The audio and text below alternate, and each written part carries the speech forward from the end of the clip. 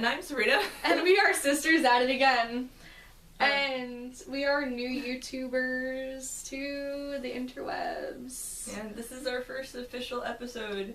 And to start this off, we're going to be choosing from our next videos is box. If you'd like to see that. Woo!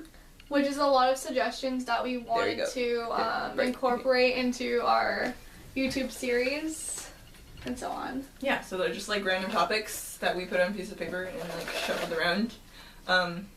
So the release is going to be done at like the end of every episode, so we can like prepare for what the next topic is going to be, because it could be a challenge or whatnot.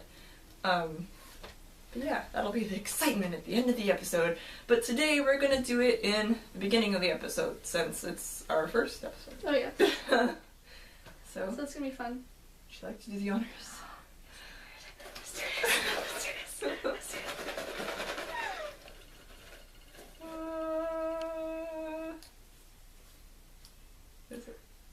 What do girls want in a relationship? This is gonna be candid and honest. That means the same thing. But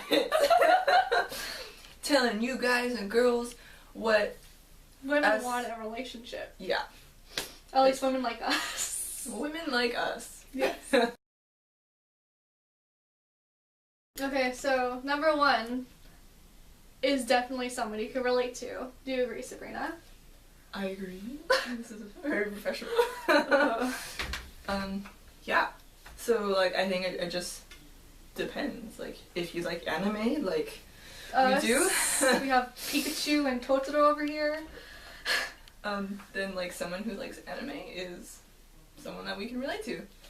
Someone you could look at and say, hey, I could treat you almost like my best friend. I could tell you my secrets. I could relate to you because I don't think there's anything wrong with our differences whatsoever. Yeah, I mean, like, relating to someone doesn't mean that you're exactly the same. Like, if you find someone who's pretty similar, that's great. But there's also, like, those little differences that make, like, an interest in a relationship. Like, yes, because if you guys are, like, exactly the same, it's just... You don't want to date yourself. Unless you do, then that's, like, I don't know. That's... kind of defeats the purpose. Yes, it does. I think guys get told that, oh my gosh, girls need so much attention. And sometimes attention could be very annoying. For instance, if a girl wants to be left alone, sometimes she actually does want attention. Like if she's really pissed off, like sometimes I say, oh, I don't want attention, or if I'm upset, I don't want attention.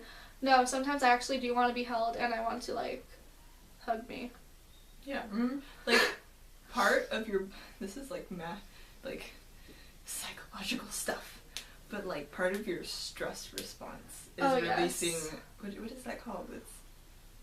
It's like an enzyme that actually wants you to, like, reach out to people and hold people. So I think, like, it's all about, like, reading the girl, like, whether, like, it's just best that you leave her alone. Like, I know it's hard to tell, like, I can kind of relate to guys, but girls are complicated, but just make sure that you're doing the right thing at least.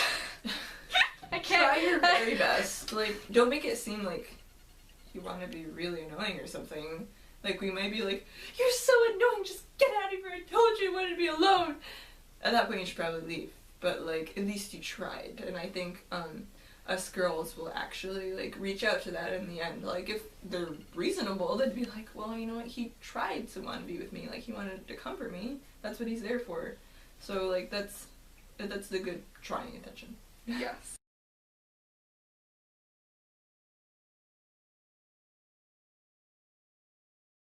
Topic number 3 is relying, not even just, we like guys that are independent. We don't like guys that are too dependent. Yeah. It hurts a little bit because, for instance, if you're in a relationship and your dude always asks for you to, like, make you a sandwich. Only if you're like a hardworking guy, which also I preferably like. I can make you a sandwich because you're hardworking. You actually work. But if you go and not ask me when you're a lazy butt all day, I can censor myself. I can censor myself. If you be a lazy butt all day and you ask, hey babe, can you make me a sandwich? You know what I'll say?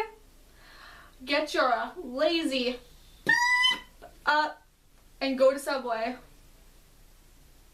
It's just like only Subway you can get a sandwich, like, or Jersey Mike's, whatever you prefer. Get someone to make yourself a sandwich. Like, I can.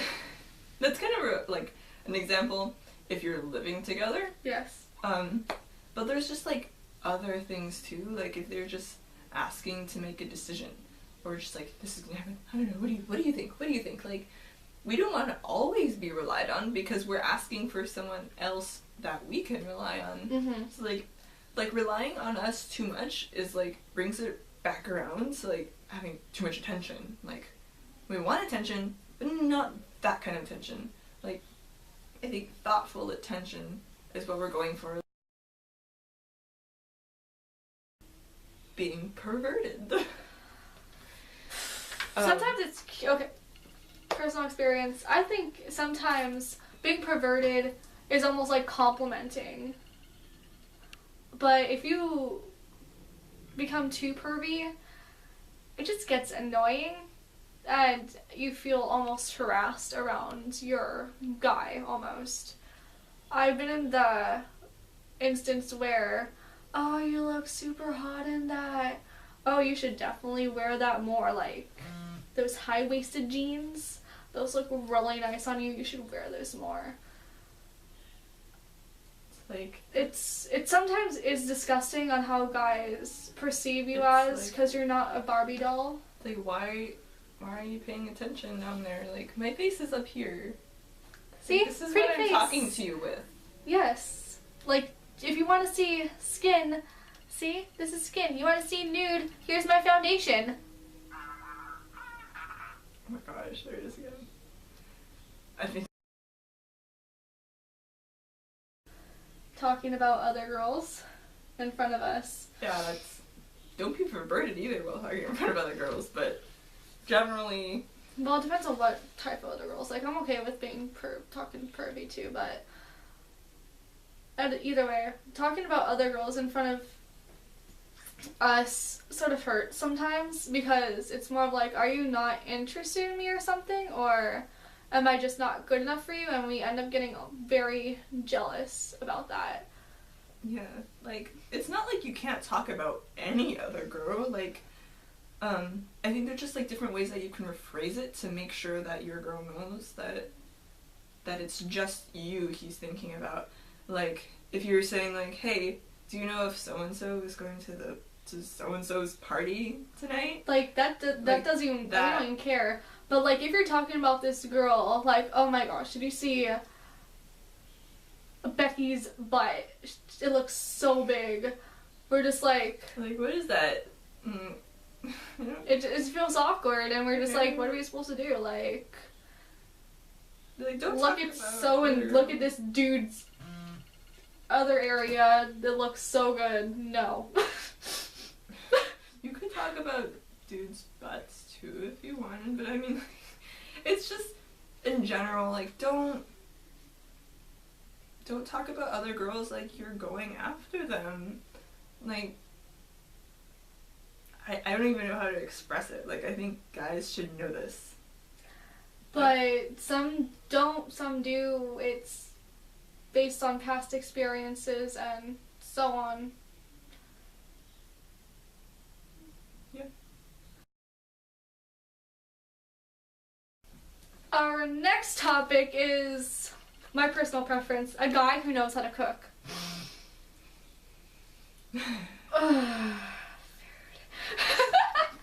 For a girl that loves food, I want a guy that knows how to cook.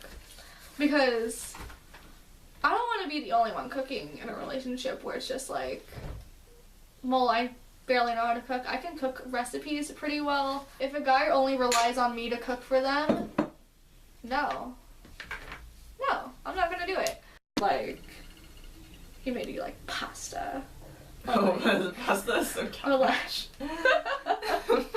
Or he made you like steak. He made like you like a romantic dinner. Yeah, sometimes it's not even like the food that counts. Like, once again, it's like the thought that counts. But like, food is great. So. Yeah, food is really great. Yeah, friends and family. Like, I personally think of my friends like a sort of family. Like, she's my sister. This is my sister. We're sisters, and we're at it again. So, what's my train of thought? Like, we think of our friends almost like our family. Right. And if you can't even have the trait of thought to even accept our friends, or like, if you can't accept our friends, or like, just even accept them, like, you don't have to like love them like we do, but if you can't even do that, then if our relationships evolves further, like, how are we expecting you to like our actual family if you can't even like our fake family? Exactly. Like, we had this huge group of friends full of weirdos, geeks, and dorks, and nerds. Yes, nerds. And outcasts. They're great. We're like the outcasts at our school, and we think it's great. We completely accept each other. We care about each other too. We act as a family. Yeah. We take care of each other for certain. It's really like it's just like a more fundamental level. I think on the outside, people are just like running around. Like, it's kind of like a simile to a girl. Like, I don't know, because like on the outside, you may see something else, but when you really come onto the inside, it's something new. And I think it's also good for girls to know that guys are going deeper in the inside, and they want to care for the girl more than just what he sees on the outside. Definitely. And that's fundamental, like, family. Like, if he goes far enough to actually think about your family, like, hey, I know your cousin, she goes to school too. Yes. How is she doing? Like, that's fine. I mean, like, that's not perverted, like we said earlier. That's like thinking, well, I want to get to know her family too. Yes, like, my brother is actually coming to our school next year. My brother has been bullied quite often, but if you actually had the time to actually think about my brother once in a while and say, hey, how is he doing? Are people making fun of him? Like, for instance, I would want a person that definitely sticks up for my friends and me for certain, and someone who cares about my family as well. Yeah, I think that totally just unintentionally brought us to what we really wanted to talk about in the end. And we thought what's the most important part of a relationship is really seeing someone on the inside for who they really are. Definitely, that's a huge fundamental. That can make or break a relationship, depending on who that person is, and depending on how you just act. Mm-hmm. I think we've kind of explained that enough. Yes. Unintentionally. Where it's more of just like, you may be this great leader. Like, I am one of the leaders of the Japanese Pop Culture Club, and Sabrina is super smart, super bright. She plays the flute. Yeah. She's a great person. She's a peer tutor at our school, and everybody comes to her for help and advice.